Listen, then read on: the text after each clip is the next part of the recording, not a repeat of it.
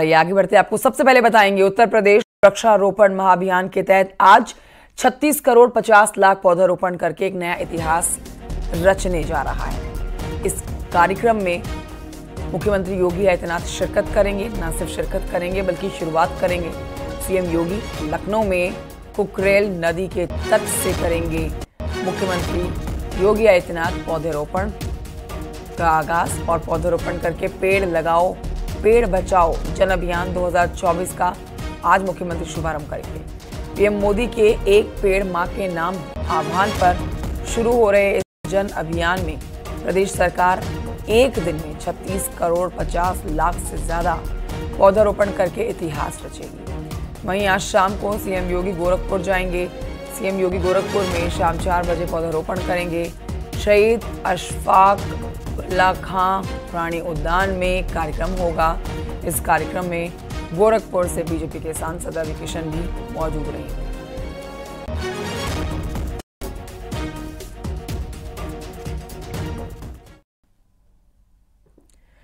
UP में state capital region के लिए अधिसूचना जारी कर दी गई है। लखनऊ और आसपास के 5 जिलों में अधिग्रहण की सूचना जारी कर दी गई है।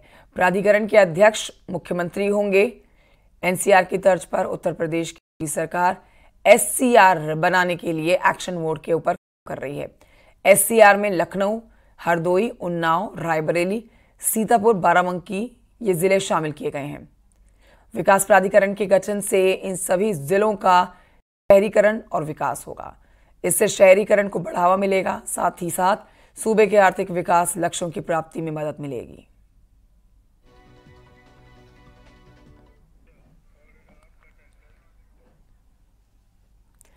मुख्यमंत्री योगी आदित्यनाथ आज प्रयागराज भी जाने वाले हैं। दोपहर करीब 1 बजे सर्किट हाउस में बैठक करने वाले हैं। जनप्रतिनिधियों और अधिकारियों के साथ महाकुंभ मेले की तैयारियों को लेकर बैठक आज होने जा रही है। समीक्षा की जाएगी मुख्यमंत्री के द्वारा। सीएम योगी मंत्री नंदगोपाल गुप्ता नंदी बहादुरगंज स्थित आवास जाएंगे। मंत्री नंदी के नव विवाहित बेटे और वधू को भी आशीर्वाद मुख्यमंत्री देंगे। करीब दोपहर 3 बजे प्रयागराज से गोरखपुर के लिए रवाना हो जाएंगे, जहां पर शाम को पौधारोपण का कार्यक्रम होगा। रवि किशन इस कार्यक्रम में जुटेंगे।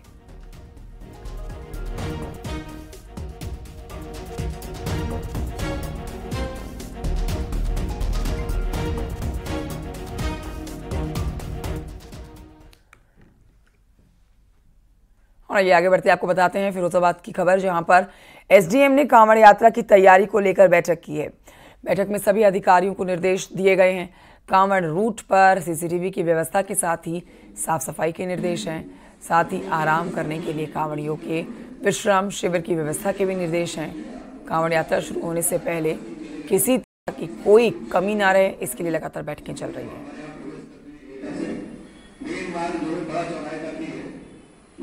हमारी शुरू हो रही है। कांवड़ के संबंध में कल जिलाधिकारी महोदय के द्वारा बड़े अच्छे निर्देश दिए गए थे। उनका अनुपालन कराने के लिए संबंधित थानाध्यक्ष को, डीडीओ साहब को, ईओ साहब को निर्देशित किया गया है कि लाल झंडी लगवाएं और मिट्टी से भरे हुए कट्टे सड़कों के किनारे लगवाएं, जिससे दुर्घटना न हो सके।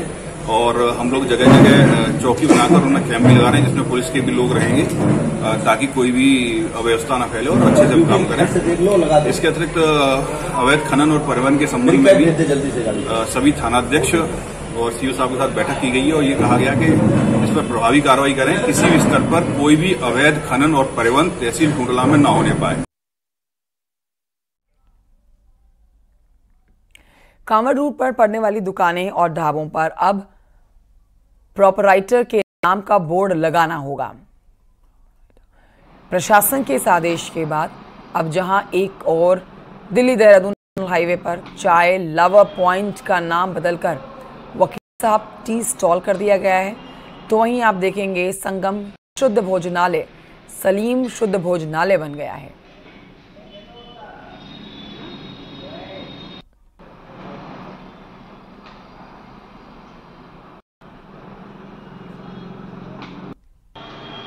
बंगेला का। किस नाम से थी आपकी पहले दुकान में? चाय लवर पॉइंट। अब क्या हुआ, आपकी दुकान का नाम चेंज किया गया है? वकील अहमद। किसने कराया, क्या रहा पूरा मामला?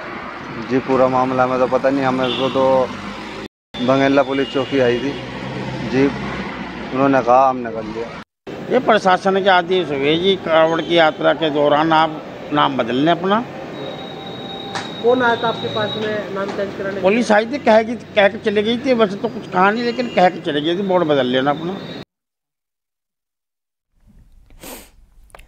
और ये बढ़ते हैं आगे, आपको बताते हैं आगरा से आ रही खबर, जहां पर आगरा के रहने वाले लड़के की अमेरिका में गोली मारकर हत्या कर दी गई है। लड़का अमेरिका में ट्रांसपोर्ट का कारोबार करता था, जिसकी गोली मारकर हत्या कर दी गई है। तस्वीर भी आपको दिखा रहे हैं। कुछ दिन पहले ही लड़के की शादी हुई थी। मौत से घर में कोहराम मचा हुआ है। 17 दिन पहले लड़के की शादी हुई है। मॉल से पत्नी के साथ घर लौट रहे थे और तभी रोड रेज के दौरान विवाद में हमलावर ने गेविन को गोली मार दी। लड़के की बहन अमेरिका में ही रहती है।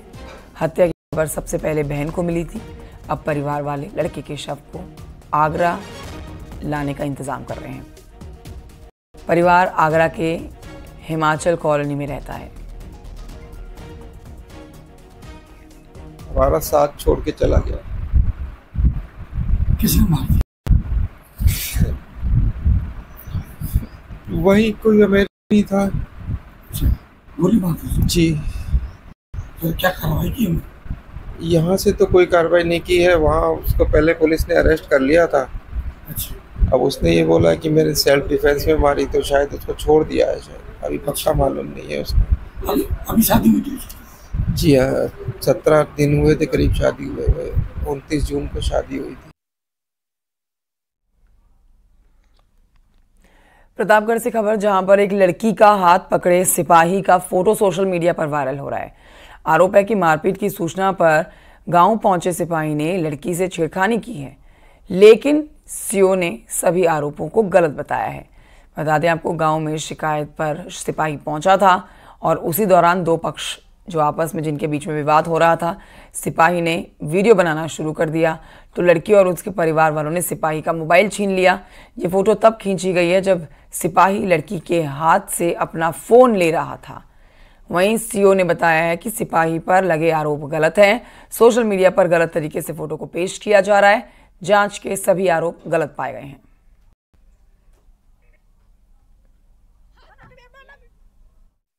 घटनाक्रम की वीडियो बना रहा था। उस क्रम में विपक्षी महिलाओं द्वारा आवेदिका और पुलिस के साथ दुर्व्यवहार किया जा रहा था।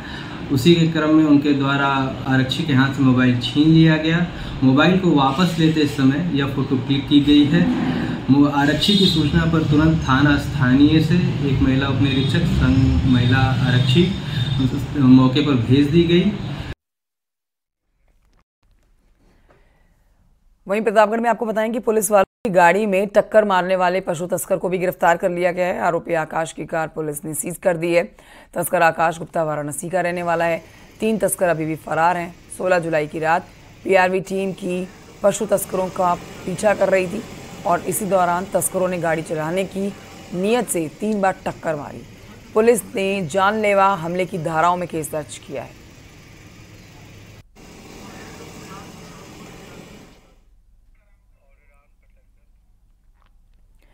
उधर फिरोजाबाद के फिलिस्तीन के समर्थन में पोस्टर लगे।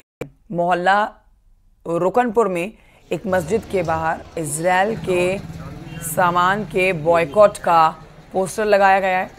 लोगों से इजरायल के सामान के बहिष्कार की मांग कर रहे हैं लोग। वहीं मस्जिद के मौलाना साहब हबीब अशरफ जो कह रहे हैं कि जिस तरह से फिलिस्तीन में बच्चे मारे जा रहे हैं, इसका विरोध सामान बहिष्कार के साथ किया जा रहा है।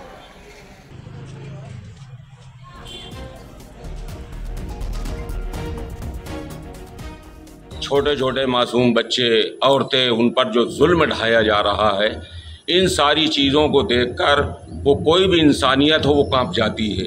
इसलिए आदमी और कुछ लड़ तो नहीं सकता, गोला बारूद तो नहीं चला सकता है। तो अपनी अपनी आदमी की मानसिकता है, अपनी अपनी सोच है। इसलिए लोगों ने इस चीज़ का ऐलान किया कि भाई कम से कम अगर हम लड़ नहीं सकते हैं तो कम से कम इन चीज़ों का विरोध तो कर ही सकते हैं और इन चीज़ों को बंद करके हम विरोध अपना जता सकते हैं। और ये बढ़ते हैं आगे लखनऊ से खबर, जहां पर नहर में गिरी छात्रा का शव मिला है। सेल्फी लेते समय हादसा हुआ था। लड़की नहर में गिर गई थी। नर्सिंग छात्रा इंदिरा नहर के किनारे सेल्फी ले रही थी। श्रुति इनका नाम था। पैर फिसलने से नहर में गिर गई थी लड़की, जिसकी मौत हो गई थी और शव बरामद किया गया है।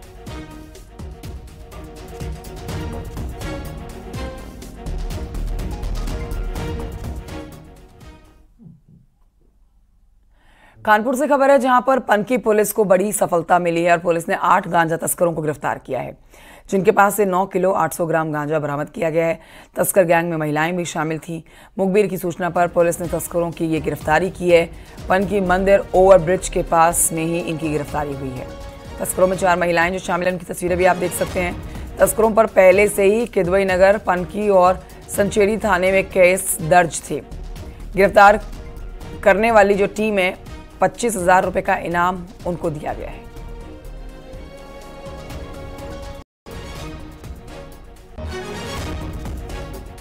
आज प्रातः थाना पनकी क्षेत्रांतर्गत हमारी प्रभात प्रहरी टीम अब क्षेत्र में सक्रिय गश्त में लगी हुई थी। अभी एक मुखबिर के माध्यम से एक लाभप्रद सूचना प्राप्त हुई कि एक पुल के नीचे कुछ व्यक्तियों द्वारा अवैध रूप से गांजा बेचा जा रहा है। इस संबंध में टीम के द्वारा तुरंत कार्रवाई की गई और मौके से 8 व्यक्तियों को गिरफ्तार किया गया, जिसमें 4 पुरुष हैं और 4 महिलाएं हैं। इनके पास से कुल 9 किलो 800 ग्राम गांजा बरामद हुआ है। बलरामपुर में पुलिस ने 4 गौ तस्करों को गिरफ्तार किया है। 13 गौवंश भी बरामद किए गए हैं। तस्करी में शामिल एक ट्रक और एक पिकअप भी शामिल जो थी, उसको भी पकड़ लिया गया है। मामला महाराजगंज तराई थाना क्षेत्र का है। पुलिस ने 4 तस्करों को जेल में डाल दिया है।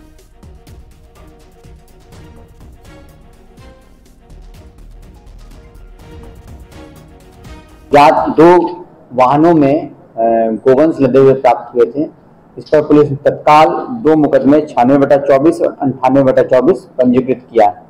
ये मुकदमे हम लोगों ने गोवध निवारण अधिनियम के अंतर्गत पंजीकृत किया और इसकी विवेचना की गई। इसमें साक्ष्य एकत्रित किए गए और साक्ष्यों के आधार पर गिरफ्तारियां की गई।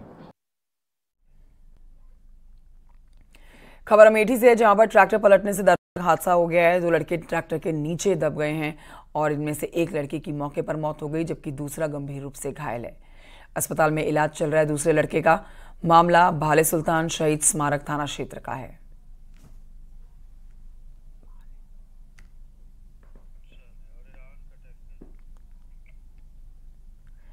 उधर लखनऊ में बेकाबू ट्रक ने 4 लोगों को रौंद दिया है। बेकाबू ट्रक सड़क किनारे झोपड़ी में जा घुसा। झोपड़ी में सो रहे दंपत्ति और 2 मासूमों की मौत हो गई। झोपड़ी में सो रही एक मासूम बच्ची बाल बाल बच गई। बीबीडी यूनिवर्सिटी के सामने हुआ यह हादसा। ट्रक ड्राइवर और क्लीनर हिरासत में है।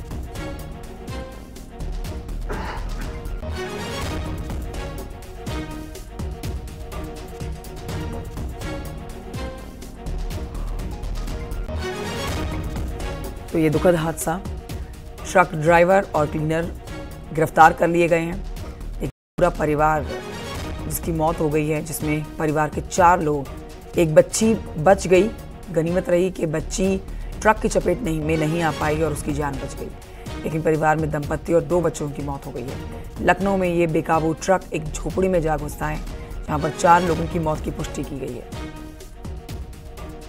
लखनऊ से खबर, जहां बेकाबू ट्रक, तेज रफ्तार आप कह सकते हैं इस ट्रक की, जो एक झोपड़ी में जा घुसा। और अब आपको दिखा रहे हैं तस्वीरें, एक्सक्लूसिव तस्वीरें आप देखेंगे। वही ट्रक है जिसने 4 लोगों की जान ले ली है।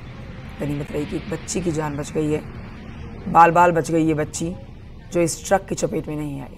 लेकिन आप देखेंगे तस्वीरों में इस समय लोगों के अंदर आक्रोश है। ट्रक का क्लीनर और ड्राइवर हालांकि गिरफ्तार कर लिया गया है, लेकिन लोगों का गुस्सा शांत होने का नाम नहीं ले रहा है। परिवार के 4 लोग मर गए हैं।